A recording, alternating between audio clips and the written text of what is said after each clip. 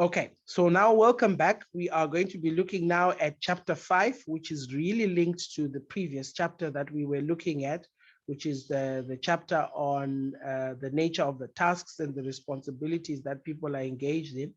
And in chapter 5, what our attention is paid towards, it's given towards this issue of staffing, which means really the responsibility of making sure that we have the right people doing the right essential activities that we are interested in. And what are these activities that we're interested in? Well, staffing consists of three main activities: recruitment, selection, and onboarding. And we're going to be looking at each and every one of these three main activities. Let's go straight into it. So staffing is a term that is often used to encompass the three activities of recruitment, selection, and onboarding. Staffing within an organization involves bringing people into the organization, making sure that they fit into the organization, and making sure that they stay and enjoy themselves within that particular organization. So some of the most important decisions that managers make here concern around issues of staffing, because they are the decisions that determine the morale of how people will work or how people will not work based on the ideas of those three: recruitment, selection, and onboarding. And those are the constituents of staffing. And we're going to look at each and every one of them. Let's first start with recruitment. Recruitment is basically the process that we use to make sure we are attracting the right people into the organization. And, and it makes it difficult because the word right is very subjective. So does right mean that employee who's always a yes person who agrees with everything that management says? Does right mean that that employee who's always having a counter argument? So it's a very subjective process, but we try to reduce this subjectivity by have done some groundwork in formulating a human resources plan, which then is informed by the external environment, internal environment, analyzing our current trends and needs, and then using that information from that analysis to be able to position what we need to be doing. And in so doing, recruitment is therefore needing to be a cost-effective process because it can be very expensive. Now, how do we know about this?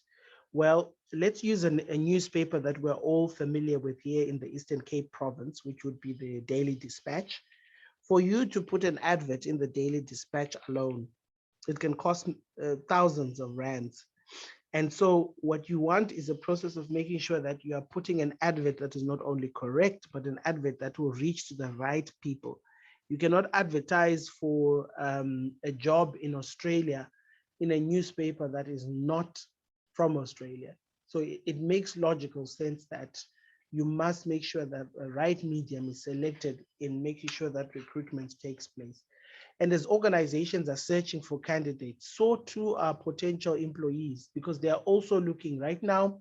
A few days ago, the unemployment statistics got released and they are at a shocking level. And what it simply means is that we have more people on the job market looking for employment. And so recruitment should not only be cost effective because of how expensive it is, but it should also be cost effective because we are trying to reach to the right potential target market and making sure that these people subsequently join our organization. So recruitment is also integrated with another important part of the process, which is called selection.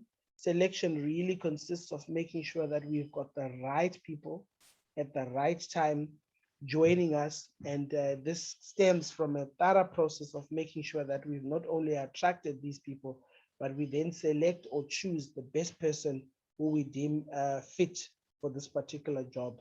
So both processes must be accompanied by some form of legal adherence. In other words, we do not just select for the sake of selecting, but we must make sure that we are selecting for the sake of making sure that we have the right people and the right cohort joining us. And but this right, and I keep on using this word right, this aspect of right must be supported through some form of legislative understanding of where we are taking the process. So the recruitment process consists of the following steps. First of all, we identify the need to recruit. Now, this is similar to one of the first two steps of the human resources planning stages. We must first identify why and the need that we have of wanting to recruit. After we've done that, remembering from the human resources plan, we've got the job description, job specification, and the job profile. We must update it based on the information that we have gathered from step one. And when we've done that, we then refer to our recruitment policy. What does our recruitment policy say with regard to what we are supposed to do as we advertise for this post?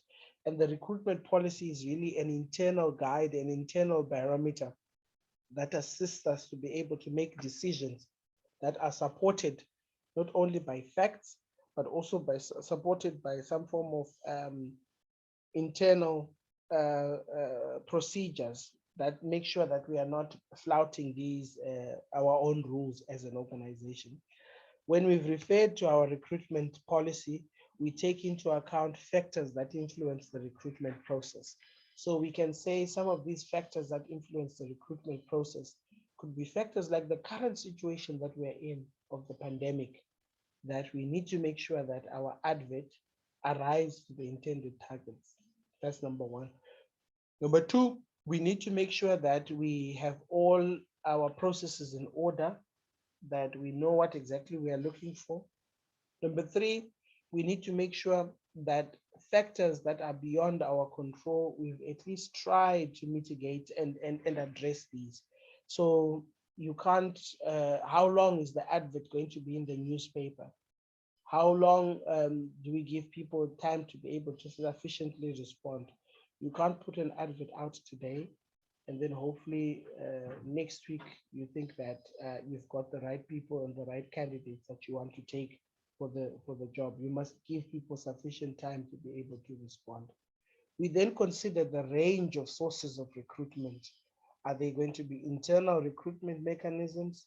Are we going to be looking externally?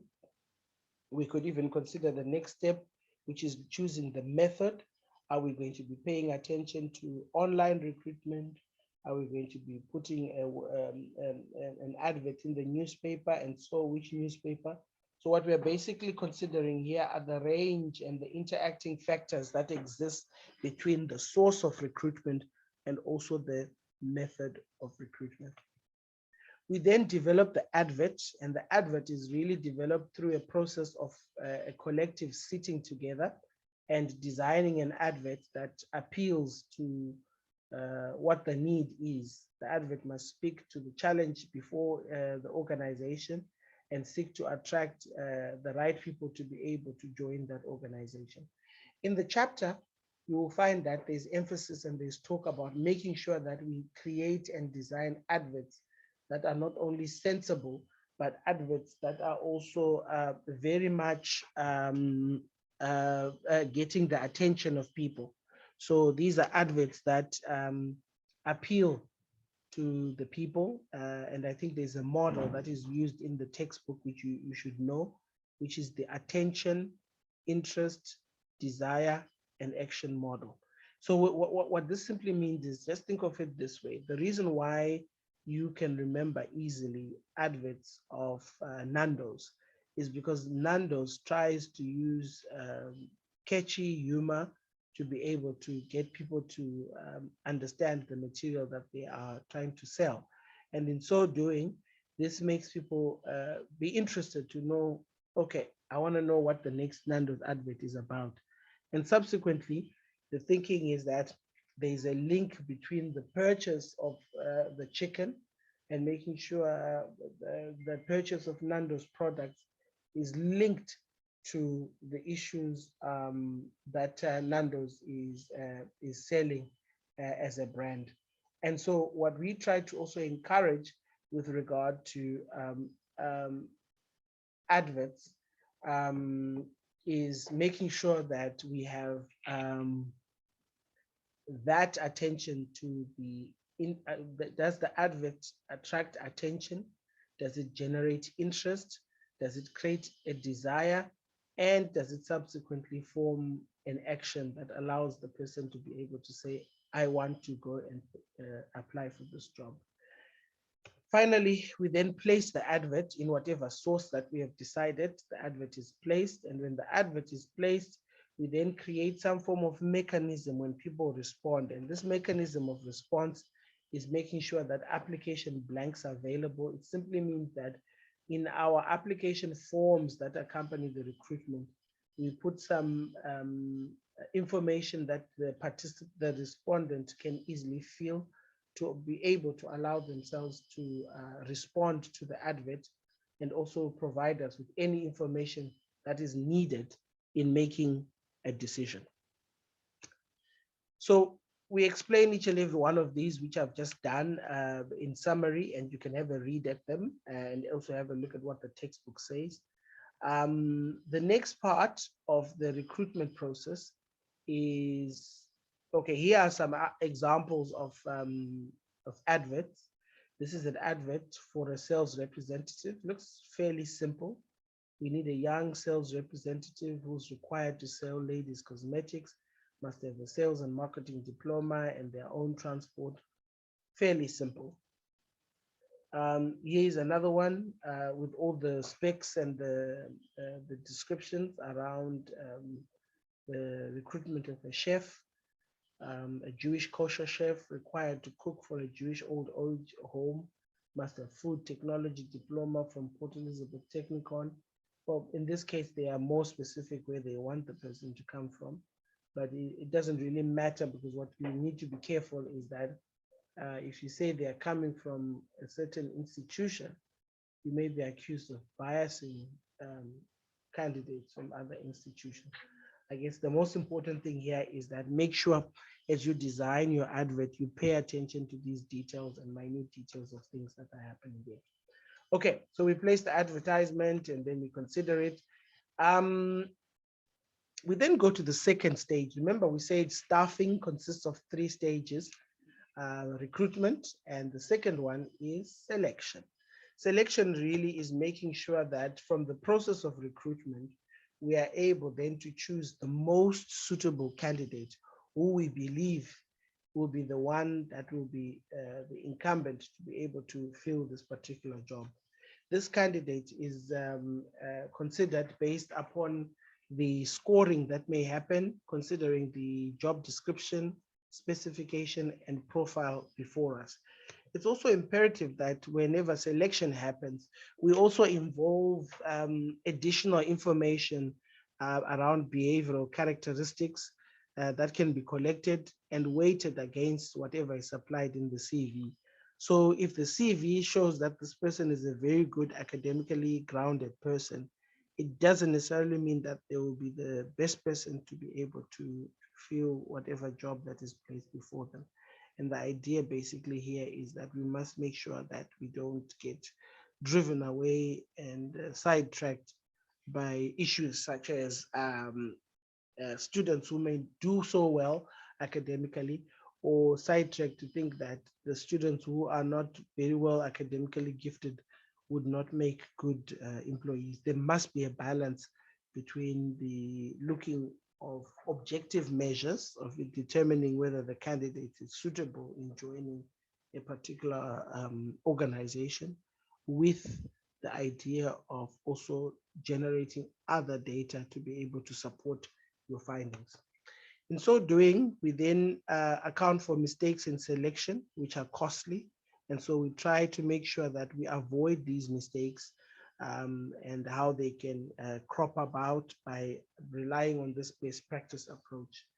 Like recruitment, selection has got its own processes. The first of those steps is to make sure we screen and shortlist applicants. So we're coming from the recruitment process. So we then screen and shortlist candidates to say, we are considering you as a potential candidate for this position. We then contact those candidates on the shortlist and tell them that they have been successful. And as part of the success, they need to come to an interview. And as part of the interview, we then check background information. And this is the chance that candidates are given to declare, to say, is there anything else that you would like to tell us about your candidature that we should know as we are making decisions about your candidature? And this part really is to just try and make sure that we don't create a situation where we do not deliberately go out and search information for candidates without also understanding their true material values or material issues that they may have. And there's a way of avoiding a blanket judgment around or disadvantaging certain candidates. The next part, which is somewhat a bit controversial, could be the medical background. And this applies only to those jobs where the person is inherently serving the public and they need to show for a medical, some form of medical check as part of that. Some people then would put psychological tests there, which are also linked to the medical examinations, but only as they are needed and proven to be part of as the inherent part of the job. And then finally, we then make a final decision about the candidate that we're going to select, and this candidate is subsequently selected, given an offer letter, and as they are given an offer letter, we don't throw away the records, we keep all the records because these records can be used or needed one day, and we keep all the records to be able to keep track of what people might be feeling later on, to pull up and say, well, we don't know how this candidate came about. All those records are then used to try and form part of this crucial evidence as may be needed. So those are the steps of the selection process. And then the final stage is onboarding. Remember, we're saying that staffing consists of 3 phases: recruitment, selection, and onboarding. Onboarding is the process where we plan and structure and assist a new employee to not only function effectively within the organization, but we are really trying to say we need to make them stay. We need to make them not leave the organization, and we want them to be part of the organization at all costs.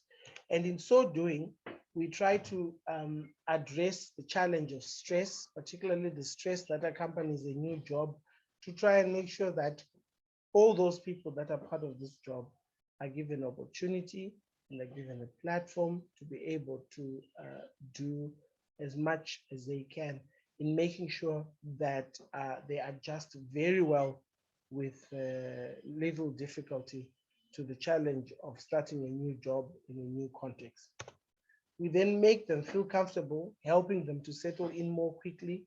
If it means that for the first 2 months, the company then supports and endorses the idea of making sure that they've provided for some form of accommodation, transport that assists the new employee to be able to adjust. All of this form part of this process called onboarding. For onboarding to happen, there are 4 components of successful onboarding. The first one of these is compliance, making sure that these new employees are taught the basic and legal policy related issues and that they are adhering to them. The second one is clarification, making sure that new employees are given the opportunity to give out or voice out concerns that they may have around a new staff member. This might mean that if you've got a question around how people not only spend their time within the organization, but also about how processes and structures within the organization work, this can be formed part of the important aspect of clarification. We then pay attention to the culture. Culture, loosely defined, is really the way of life of that particular organization. And as we pay attention to this structure or this culture, we try therefore to make sure that the new employee understands aspects of formality and aspects of informality that are related to the work that they are doing. And then finally, we stick to form connections. This could be through team building exercises or making sure that the general employees that are dealing with the new change that they're experiencing as part of the organization are well versed with diversity management or working with people from different places and different contexts. So ladies and gentlemen, what we've tried to do in the last hour is really to look at two chapters, chapter 4 and chapter 5. And if you ask me, having covered these 5 chapters, we are more or less set into going into the other activities such as performance, training, compensation, and how they affect the function of human resources management. I don't know if there are any questions that people may have or wish to ask, and then I will give direction as to how we are going to approach now to assist you with regard to issues of the assignment.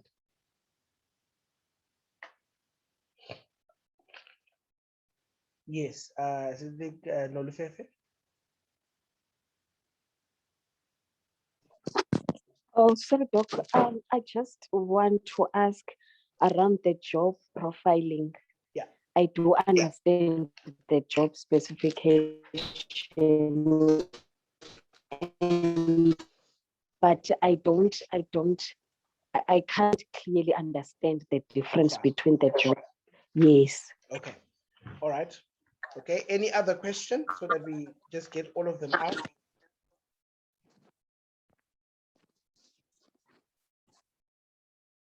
Okay. Thanks a lot for that question, Olufefe.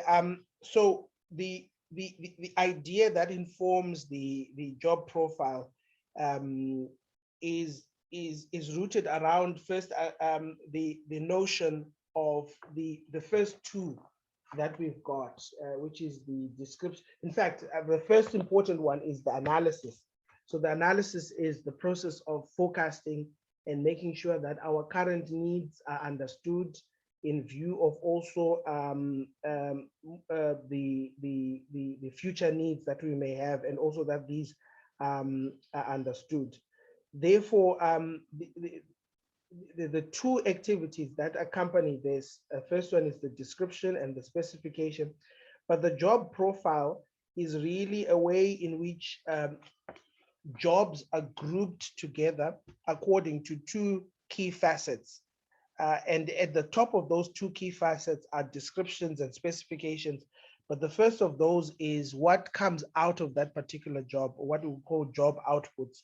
So here we're looking at what comes out in terms of skills and knowledge. And once we mention skills and knowledge, remember we're talking about job specifications. What comes out in terms of the tasks and duties. And once we start talking about tasks and duties, we're talking about job descriptions. So there are two facets that characterize job profiles. And the job profile, the first facet is output. So if an HR intern is told, go and do a job profile, they are going to first try and understand the job specification and the job description. And when they've understood that, then they say, okay, now that we know the specification and the description, I need to know the first outlet of this, which are outputs. What is it that comes out of this particular job? And based on that information, we then can ascertain the next important thing is the standards that is expected as part of that job. And the standard now is then to say, well, for us to know what is the acceptable job for a bricklayer, we need to understand what are the job descriptions of a bricklayer, what are the job specifications of a bricklayer. Good, we now have those two information. As part of the profile, we need to understand two important facets. Output, what comes out, how many bricks can a bricklayer do in an hour? And what comes out, the standard. What is the quality expected of a quality bricklayer's output in terms of the standard? And in so understanding profiles as part of outputs and standards, the role of descriptions and specifications become critical because they inform what output and what standard is to be attained. I hope that's clear. If you put simply, a job profile really consists of information around outputs and standards of the job, but the outputs and the standards must be understood in relation to the job description and the job specification.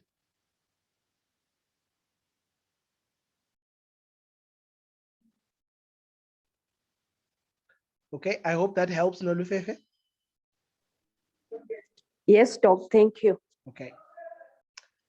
Okay. Any other questions? Yes, Yolanda. Sorry, Prof.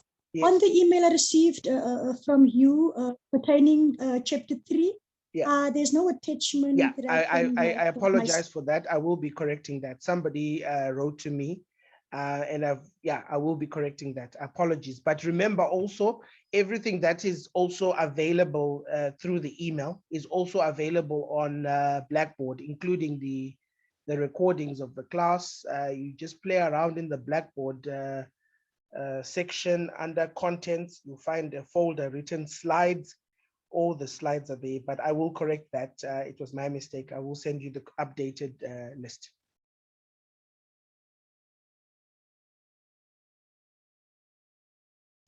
Okay, I want to stop the recording and then we talk about something very important.